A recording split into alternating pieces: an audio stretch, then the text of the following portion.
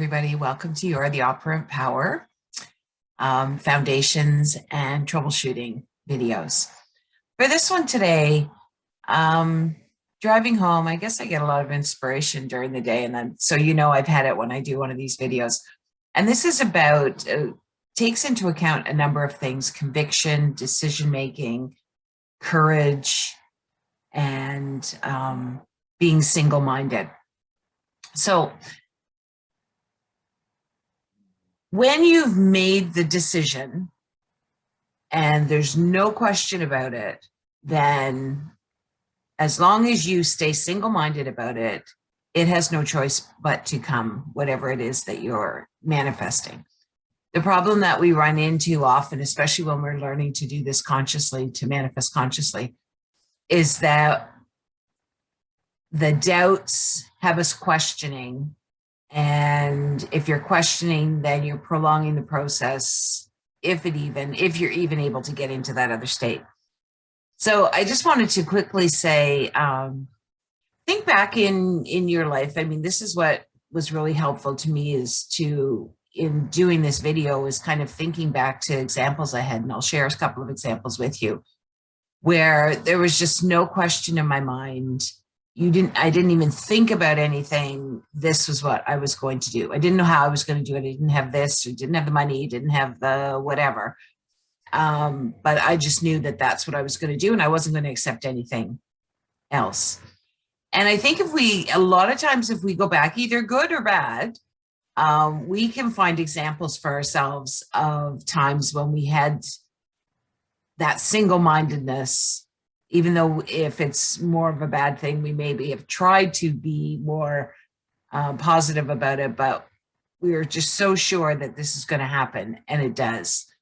And a lot of times people refer to that coincidence, intuition. But I just want to give you a couple examples, because it's really easy once you make up your mind and make a decision. That seems to be, one of the more challenging things, is deciding what you want and making up your mind and being single-minded about it. So I've got two different examples I'm going to share. One was more of a quote-unquote under pressure decision that I had to make. And the other is, this is just how it is. There's no question about it. So for the first one, I think I mentioned in previous videos, a number of years back, I went to Ireland for a vacation. And I booked it for a month. So I had a plane ticket with a start and end date, and I would be there for a month. The plans that I originally made fell through while I was there. And so that kind of threw everything into disarray, because here I was, 6,000 miles from home, didn't really know anybody. And I think it was $300 in my pocket at that time. And my ticket was still 2.5 weeks out to fly back. So of course I could have changed my ticket. That was an option, but that wasn't an option that I was really, at that particular point in my life, was kind of like, you know what, I'm here and I'm going to stay. I don't know how I'm going to stay, but I'm going to stay for my full month and enjoy myself. So it was going to cost me $300 to change my ticket to be able to go home. And I thought, you know what, like, I go home, it's just like the same old. It's like, no, I'm in Ireland. I'm going to I want to have this vacation. I want to stay. So I just finally made the decision, I'm staying. And the funny thing is about that is, unbeknownst to me at the time, a friend of mine had sent me a Skype message or something that I hadn't really seen. She had sent it 3 days before, where she was giving me, she said, a voice in my head told me to send this to you. And so she sent me something like $750 or whatever, which was really, really kind of her. But fascinating that it was before I even knew that I needed it. And so that money I was able to put towards finding a new place to stay. The place that I had originally been planning on staying had fallen through. So I was able to find a new place to stay and have it paid for, and so I could stay. And I never ran out of money. Um, and I had a great time.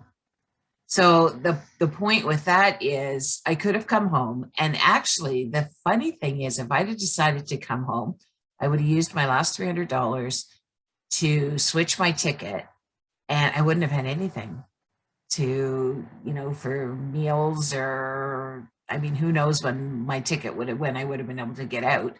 Um, so I think things would have been like really tight for me, but I made the decision no. And this was, again, I mean, I didn't know. I'm in this foreign country, 6,000 miles away from home, very little money. I mean, I didn't know how things were going to work out, but I knew that, you know what, I'm on vacation, and I've got this booked, and I had this planned, and I'm sticking it out, and I'm doing it. I don't know how I'm going to eat. I don't know anything else. I just know that I'm staying. And so everything fell into place that allowed me to enjoy my time and, eat, have the odd Guinness, which was lovely. So that was kind of an under pressure. And so it was like, either I'm going to do it or I'm not going to do it. So am I going to be like I used to be, fearful? Oh no, I'm going to go back because that's the right thing to do. I've got no money in my pocket. Or am I going to live a little bit more courageously? And at that time, I chose to live courageously, and it was worth it. It was a great experience. So the second example I'm going to use, my dog passed away a couple of years ago, and they offer cremation packages and that sort of thing. And I thought, oh, you know what? That's really nice. I think I really want that. And it was something like $300 or $350 or whatever. And at that time, I didn't have that much money. I didn't have that much money for sure to spend on anything beyond, the very basic needs. But I just felt so strongly that yes. I mean, I said yes to it before I even thought about it. So do you want this for Max? Yep. Yep.